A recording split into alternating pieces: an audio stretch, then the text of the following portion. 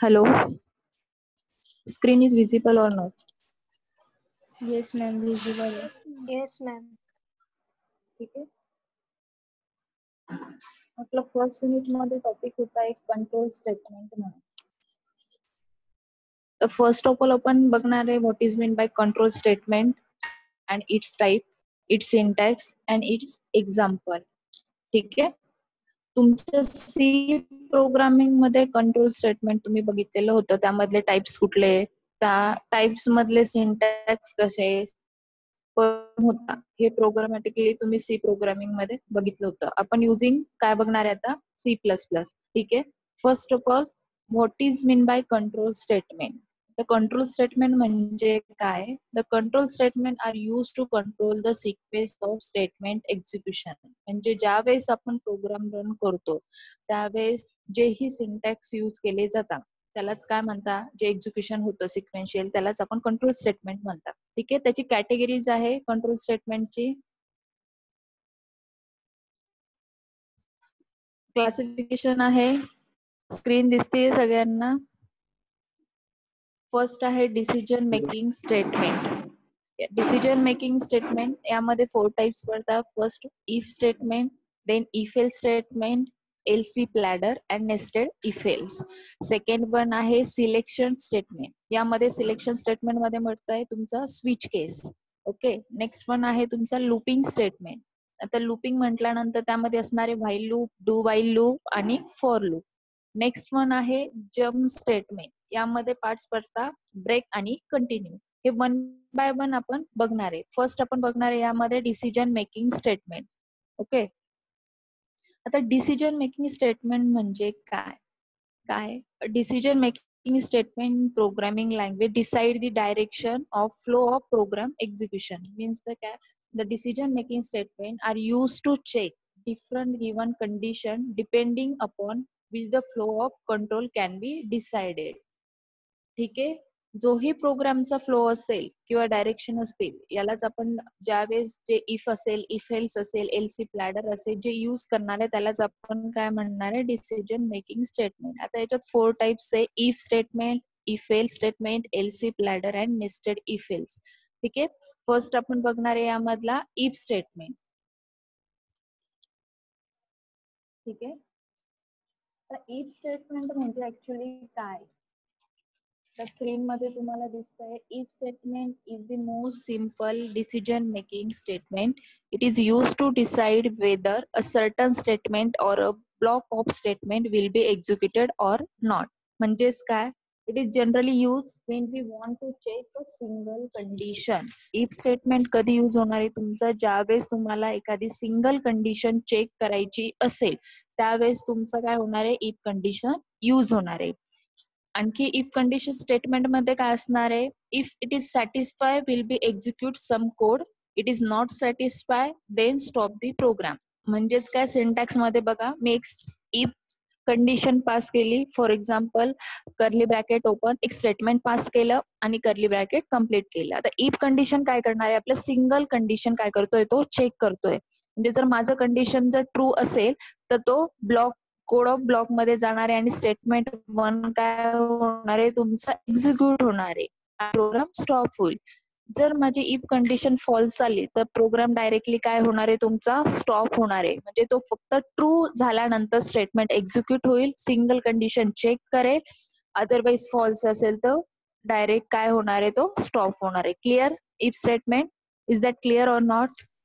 Yes or no? Yes, ma'am. Yes, ma'am. Yes, ma'am. Once again I explain. Yes, If condition is satisfied then execute statement first, and if condition is not satisfied then stop the program. Okay. Next one आहे तुमचा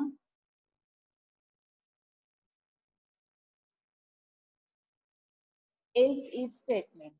आता else if statement म्हणजे actually काय होतं बघा, याच्यामध्ये 2 parts असणार आहे. जसं इफ मध्ये सिंगल कंडिशन चेक करतो तसं एल्स इफ मध्ये 2 पार्ट्स मध्ये एक्झिक्युशन होणार आहे. मी फर्स्ट पास केली, इफ कंडिशन दिली, जर माझं स्टेटमेंट ट्रू असेल तर कंडिशन जर ट्रू असेल तर स्टेटमेंट 1 काय होणार आहे, माझं एक्झिक्यूट होणार आहे. इफ कंडिशन मध्ये सिंगल कंडिशन चेक करायचो आणि फॉल्स झाल्यानंतर प्रोग्राम डायरेक्टली स्टॉप होत होता. बट इथे इफ एल्स असल्यामुळे जर इफ कंडिशन फॉल्स झाली तर तो go to part in else and execute statement 2. ठीक आहे, म्हणजे ट्रू वाला बी पार्ट इफ मध्ये एक्झिक्यूट होणार आहे आणि फॉल्स वाला पार्ट कुठे होणार आहे, एल्स मध्ये एक्झिक्यूट होणार आहे. जर माझी कंडिशन ही सॅटिस्फाय झाली, ट्रू आली, तर स्टेटमेंट 1 एक्झिक्यूट होणार. अदरवाईज जर कंडिशन फॉल्स आली तर तो एल्स पार्ट मध्ये जाणार आणि स्टेटमेंट 2 काय होणार माझं, एक्झिक्यूट होणार. Clear? Yes ma'am. Yes, ma'am. ठीक आहे, हा सिंपल दोघांचा डिफरन्स आहे. इफ मध्ये सिंगल कंडिशन चेक होणार आहे, ट्रू असेल तर स्टेटमेंट एक्झिक्यूट होणार, अदरवाईज फॉल्स. आणि इफ एल्स मध्ये ट्रू आणि फॉल्स दोघेही पार्ट काय होणार आहे, एक्झिक्यूट होणार आहे. इफ मध्ये जर ट्रू झाला तर स्टेटमेंट 1 एक्झिक्यूट होणार, अदरवाईज फॉल्स झाला तो एल्स पार्ट मध्ये जाणार आणि स्टेटमेंट तुमचा 2 एक्झिक्यूट होणार. क्लिअर? नेक्स्ट पार्ट आहे तुमचा एल्सिफ लॅडर. काय? Else if ladder.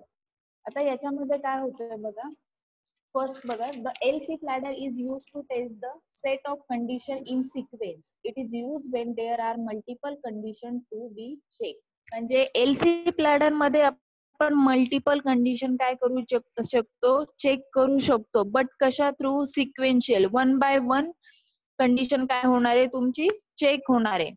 हा तुमचा एल्सिफ लॅडर आहे. म्हणजे चेकिंग करताना तुम्हाला फ्लोरीत जावं लागणार आहे. First condition is true, then next one, sequentially condition check करणार आहे. Again if condition first is true, then statement 1 will be executed, otherwise false go to next elseif statement. Again if any given condition is satisfy, मी काय सांगते नीट लक्ष द्या. आपण ज्या वेळेस आपली कंडिशन जर फर्स्ट ट्रू असेल तर आपलं स्टेटमेंट 1 एक्झिक्यूट होणार आहे, फॉल्स असेल तर तो नेक्स्ट एल्सिफ ला जाणार आहे.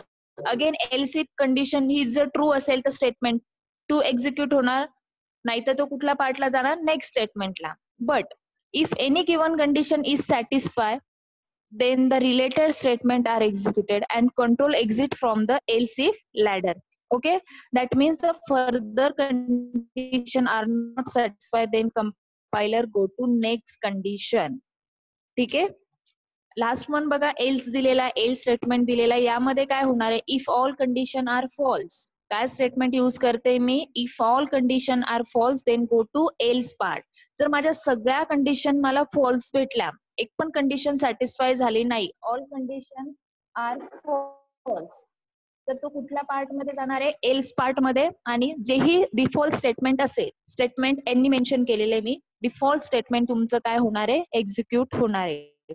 एल्सिफ लॅडरचा मिनिंग समजतोय, 1 by 1 स्टेप चेक होणार, सिक्वेन्शियली चेक होणार आणि मल्टिपल कंडिशन एल्सिफ लॅडर मध्ये चेक होतं. फर्स्ट कंडिशन जर ट्रू झाली तर स्टेटमेंट एक्झिक्यूट होणार, फॉल्स झाली तर नेक्स्ट एल्सिफ मध्ये, अगेन सॅटिस्फाय नाही झाली तर नेक्स्ट एल्सिफ मध्ये, आणि माझ्या दिलेल्या ऑल कंडिशन माझ्या फॉल्स झाला तर तो कुठल्या पार्ट मध्ये जाणार आहे, एल्स पार्ट मध्ये, आणि डिफॉल्ट स्टेटमेंट तुमचं काय होणार आहे, एक्झिक्यूट होणार आहे. Is that clear? Yes, ma'am.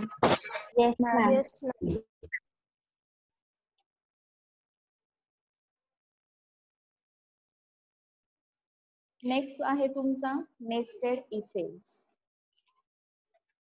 Okay, nested if else म्हणजे काय, आता ऍक्च्युली बघा, when if statement inside the another if statement is known as nested if else. काय स्टेटमेंट यूज केले मी, when if statement inside another if statement is known as nested if else. म्हणजेच काय, एका if मध्ये, if statement मध्ये आणखी if statement use करणे, यालाच काय म्हणताय तुम्ही, नेस्टेड इफ एल्स. आता याचा सिंटॅक्स फ्लो कसा होतो ते बघा, परफॉर्म कसा करता याचा सिंटॅक्स.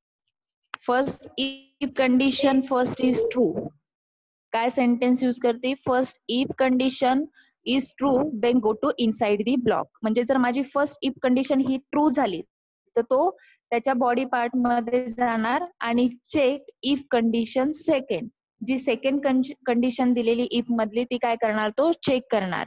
जर ती second condition is false then go to else part.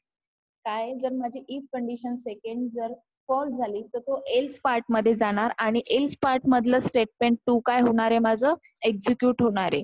Again बघा, the if condition first is true, if condition first is true and the condition 2 is true, again first is also true and second is also true, then execute statement 1. म्हणजे माझं जर first if condition हे true असलं, मी त्याच्या inside the block मध्ये जाणार. Again if condition second दिलेली ती पण ट्रू असली तर माझं स्टेटमेंट काय होणार आहे, 1 एक्झिक्यूट होणार आहे. थर्ड कंडिशन बघा काय सांगतंय, if condition first is false. काय, if condition first is false, then skip the inside the block and go to else part, execute the statement 3. म्हणजे स्टार्टिंगची जी इफ कंडिशन आहे ती जर माझी डायरेक्टली फॉल्स, मी मध्ये ब्लॉक मध्ये जाणार आहे का, नाही. डायरेक्टली प्रोग्राम कुठे जाणार आहे, तुमच्या एल्स पार्ट मध्ये जाणार आणि स्टेटमेंट 3 म्हणजे जी फॉल्स झालेलं स्टेटमेंट असेल, डिफॉल्ट स्टेटमेंट असेल, कुठलंही जे स्टेटमेंट असेल ते काय एक्झिक्यूट होणार आहे स्टेटमेंट 3 मध्ये. कंडिशन कळला, जर फर्स्ट कंडिशन इज ट्रू असेल तर तो इनसाइड दी ब्लॉक मध्ये जाणार. Again statement if condition second हे जर ट्रू असेल तर स्टेटमेंट 1 एक्झिक्यूट होणार, अदरवाइज एल्स पार्ट मध्ये जाणार. आणि जर इफ कंडिशन फर्स्ट ही फॉल्स असेल तर लास्ट एल्स पार्ट मध्ये जाऊन स्टेटमेंट 3 काय होणार आहे, तुमचं एक्झिक्यूट होणार आहे. क्लिअर? Yes, ma'am. आज आपण काय बघितलंय, डिसिजन मेकिंग स्टेटमेंट. याच्यातले मी चारही पार्ट तुम्हाला एक्सप्लेन केलेले आहे. What is mean by decision making statement and explain plus if statement, again elseif, nested if else आणि एलसिफ लॅडर. या सिंटॅक्स मध्ये कुणाला काही डाऊट आहे? No, ma'am. Ma'am. Okay, next लेक्चरला आपण याचं एक्झाम्पल बघणार आहे. ठीक आहे. Okay, ma'am. Okay ma'am.